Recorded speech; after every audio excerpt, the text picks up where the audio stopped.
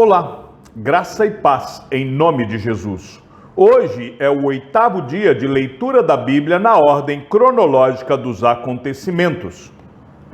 Então Jó respondeu: ainda hoje a minha queixa é de um revoltado, apesar de a minha mão reprimir o meu gemido. Quem dera eu soubesse onde encontrá-lo, então me chegaria ao seu tribunal, exporia diante dele a minha causa, encheria a minha boca de argumentos, saberia com que palavras ele me responderia e entenderia o que ele fosse me dizer. Será que ele discutiria comigo segundo a grandeza do seu poder? Não, ele me atenderia. Ali, o homem reto apresentaria a sua causa diante dele, e eu me livraria para sempre do meu juiz. Se me adianto, Deus não está ali. Se volto para trás, não o percebo. Se ele age à minha esquerda, não o vejo. Se ele se esconde à minha direita, não o enxergo. Mas ele sabe o meu caminho. Se ele me provasse, eu sairia como ouro. Os meus pés seguiram as suas pisadas. Guardei o seu caminho e não me desviei dele. Do mandamento dos seus lábios, nunca me afastei. Escondi no meu íntimo as palavras da sua boca. Mas, se Deus resolveu alguma coisa, quem o pode convencer a mudar de ideia? O que ele quer, isso fará, pois ele cumprirá o que está ordenado a meu respeito, e muitas coisas como estas ainda tem planejado. Por isso, fico apavorado na sua presença, e quando penso nisso, tenho medo dele. Deus é quem fez o meu coração esmorecer. O Todo-Poderoso me encheu de pavor, porque não estou desfalecido por causa das trevas, nem porque a escuridão cobre o meu rosto. Porque o Todo-Poderoso não designa tempos de julgamento, e porque os que o conhecem não veem tais dias.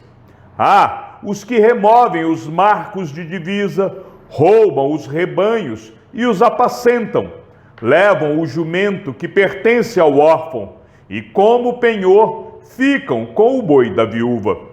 Desviam do caminho os necessitados, e os pobres da terra, todos têm de se esconder. Como jumentos selvagens no deserto, os pobres saem para o seu trabalho à procura de alimento, em campo aberto encontram comida para eles e para os seus filhos. Cortam o seu pasto no campo e apanham as uvas que ficaram nas vinhas dos ímpios. Passam a noite nus por falta de roupa e não têm cobertas contra o frio. São encharcados pelas chuvas das montanhas e, por falta de abrigo, abraçam-se às rochas. Órfãozinhos são arrancados do peito e dos pobres se toma penhor. Os pobres andam nus, sem roupa e famintos, carregam os feixes. Entre os muros desses perversos, espremem o azeite, pisam as uvas no lagar, enquanto padecem sede. Desde as cidades gemem os que estão para morrer, e a alma dos feridos pede socorro, mas Deus não considera isso anormal. Os perversos são inimigos da luz, não conhecem os seus caminhos, nem permanecem nas suas veredas. O assassino se levanta de madrugada, mata o pobre e o necessitado, e de noite se torna ladrão. O olho do adúltero aguarda o crepúsculo, dizendo: ninguém me verá, e cobre o rosto. Nas trevas, ladrões invadem as casas, mas de dia ficam escondidos, não querem nada com a luz. Pois amanhã é para todos eles como sombra de morte. mas os terrores da noite lhes são familiares. Os perversos são levados rapidamente na superfície das águas. A porção deles na terra é maldita, e por isso já não andam pelo caminho das vinhas. A seca e o calor desfazem as águas da neve. A sepultura faz o mesmo com os que pecaram. A mãe se esquecerá deles, os vermes os comerão com gosto. Nunca mais haverá lembrança deles. A injustiça será quebrada como uma árvore. Maltratam as estéreis, que não têm filhos, e não fazem o bem às viúvas. Mas Deus, por sua força, prolonga os dias dos valentes. Eles se veem em pé quando desesperavam da vida, e lhes dá descanso, e nisso se apoiam. Mas os olhos de Deus estão atentos aos caminhos deles. São exaltados por breve tempo, depois passam, colhidos como todos os demais, são cortados como as espigas do trigo. Se não é assim, quem me desmentirá e anulará as minhas palavras? Então Bildade, o suíta, tomou a palavra e disse: a Deus pertence o domínio e o poder. Ele faz reinar a paz nas alturas celestes. Será que é possível contar os seus exércitos? E sobre quem não se levanta a sua luz? Como pode o mortal ser justo diante de Deus? E como pode ser puro aquele que nasce de mulher? Eis que até a lua não tem brilho, e as estrelas não são puras aos olhos dele. Quanto menos o homem, que é larva, e o filho do homem, que é verme. Então Jó respondeu: como você sabe ajudar o que não tem força? Como você sabe socorrer o braço que não tem vigor? Como você sabe aconselhar o que não tem sabedoria e revelar plenitude de verdadeiro conhecimento? Com a ajuda de quem você profere tais palavras e de quem é o Espírito que fala em você. Os mortos tremem debaixo das águas com os seus moradores. O mundo dos mortos está desnudo diante de Deus, e não há coberta para o abismo. Ele estende o norte sobre o vazio e faz a terra pairar sobre o nada. Prende as águas em densas nuvens, e as nuvens não se rasgam debaixo delas. Encobre a face do seu trono, e sobre ele estende a sua nuvem. Traçou um círculo sobre a superfície das águas, no limite entre a luz e as trevas. As colunas do céu tremem e se espantam diante da sua ameaça. Com a sua força, dominou o mar, e com o seu entendimento, despedaçou o monstro Raabe. Pelo seu sopro, o céu se aclarou, a sua mão feriu a serpente veloz. Eis que isto são apenas as bordas dos seus caminhos. Dele temos ouvido apenas um leve sussurro. Mas o trovão do seu poder, quem o entenderá? Jó continuou em sua fala, dizendo: tão certo como vive Deus, que me tirou o direito, o Todo-Poderoso, que amargurou a minha alma, enquanto eu puder respirar, e o sopro de Deus estiver nas minhas narinas, nunca os meus lábios falarão injustiça, nem a minha língua pronunciará engano. Longe de mim que eu dê razão a vocês. Até morrer, nunca abrirei mão da minha integridade. A minha justiça me apegarei e não a largarei. A minha consciência não me acusará em toda a minha vida. Que o meu inimigo seja como o perverso, e o que se levantar contra mim como o injusto. Porque qual será a esperança do ímpio quando lhe for tirada a vida? Quando Deus lhe arrancar a alma, será que Deus ouvirá o seu clamor quando lhe sobrevier a angústia? Será que o ímpio encontrará prazer no Todo-Poderoso e invocará a Deus a todo momento? Vou ensinar a vocês a respeito do poder de Deus e não lhes ocultarei o que está na mente do Todo-Poderoso. Eis que todos vocês já viram isso. Por que, então, ficam repetindo palavras que não fazem sentido? Esta é a porção que Deus dará ao perverso, a herança que os opressores receberão do Todo-Poderoso.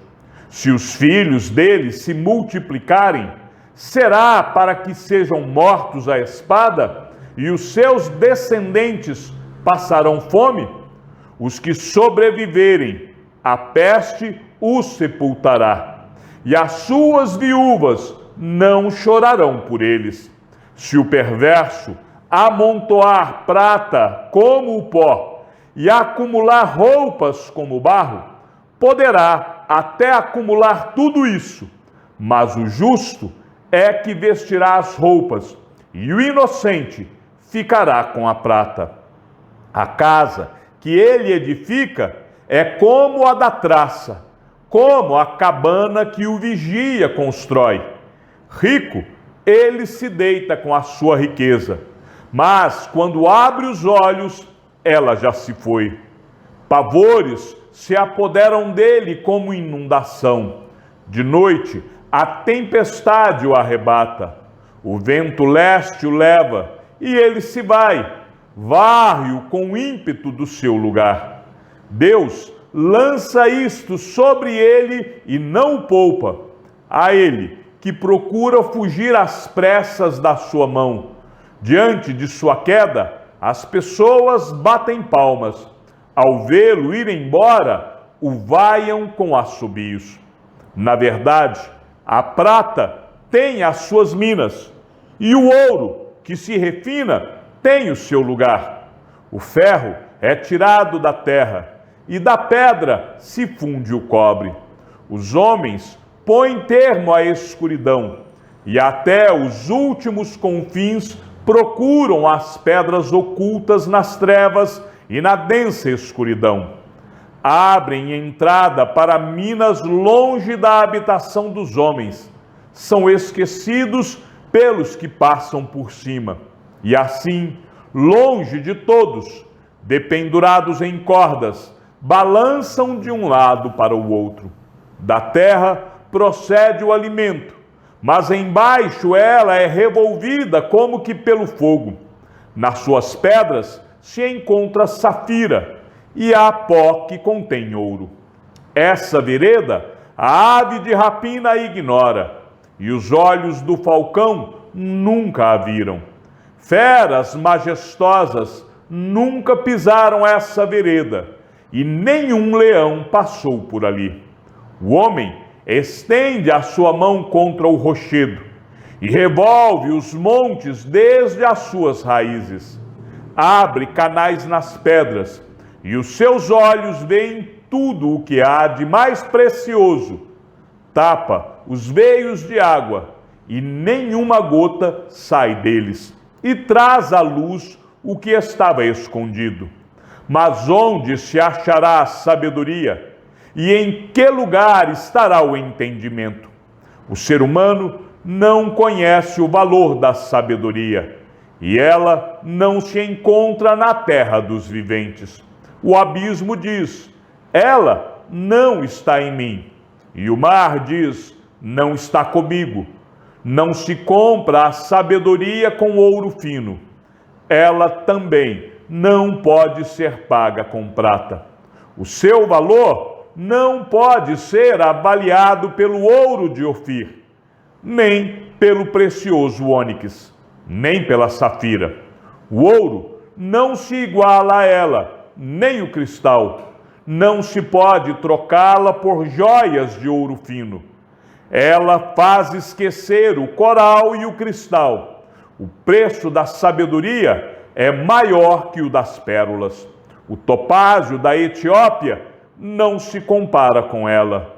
Não se compra a sabedoria nem com ouro puro. Mas de onde vem a sabedoria? E em que lugar estará o entendimento? Está encoberta aos olhos de todos os seres vivos e oculta às aves do céu. O abismo e a morte dizem: ouvimos com os nossos ouvidos a sua fama. Deus lhe entende o caminho, e ele é quem sabe o seu lugar, porque o seu olhar alcança as extremidades da terra. Ele vê tudo o que há debaixo dos céus. Quando Deus regulou o peso do vento e fixou a medida das águas, quando determinou leis para a chuva e caminho para o relâmpago dos trovões, então ele viu a sabedoria e a manifestou, estabeleceu-a e também a examinou, e disse ao ser humano: eis que o temor do Senhor é a sabedoria, e afastar-se do mal é o entendimento. Chegamos ao fim da leitura de nosso 8º dia. Que o Senhor seja com o teu espírito e que a graça seja com todos os que amam sinceramente a nosso Senhor Jesus Cristo. E ao Deus único e sábio seja dada toda a glória e que a sua vida seja sempre para mais em Cristo Jesus. Um forte abraço e até amanhã, se assim o Senhor nos permitir.